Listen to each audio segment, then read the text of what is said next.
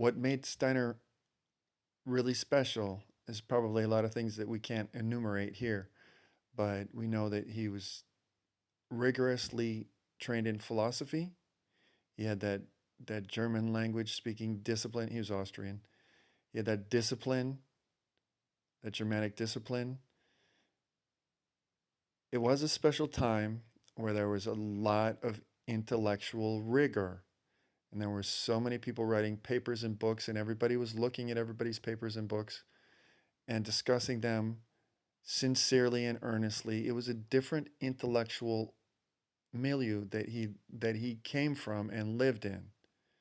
And he knew that he had special powers that, like everybody else around him, was blind. When he was 7, he knew that and he made that decision. Harold Baldwin Percival also had the same experience. When he was 7, he understood that. Anyways, this is about Steiner. So, volumes and volumes and volumes. It said that it's 36 feet, 12 meters, like 11 meters of books. I guess this is if you collated all of the lectures into book form. Only only a large percentage of those lectures have been translated into English. Of course, they were all in German, I think. But anyways, he lectured all around Europe for, gosh, how many years? They wanted him to be the head of the Theosophical Society, which was a big deal at the time. The Theosophical Society was a big deal at the time. But he understood some things that that the main thrust of the organization did not understand.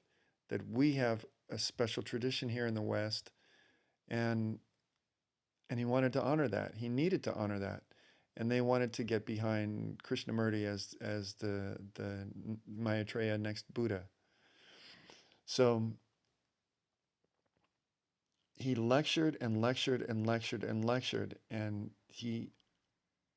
his third eye was open. He saw the spiritual world. He had a lot of clairvoyant powers, and he laid down the truth like nobody ever did in history to the public. And it's just there available to understand. But it demands a rigor of not just accepting every word he said, because there's so much there and there's so much context. There's nobody like Steiner. Consider it.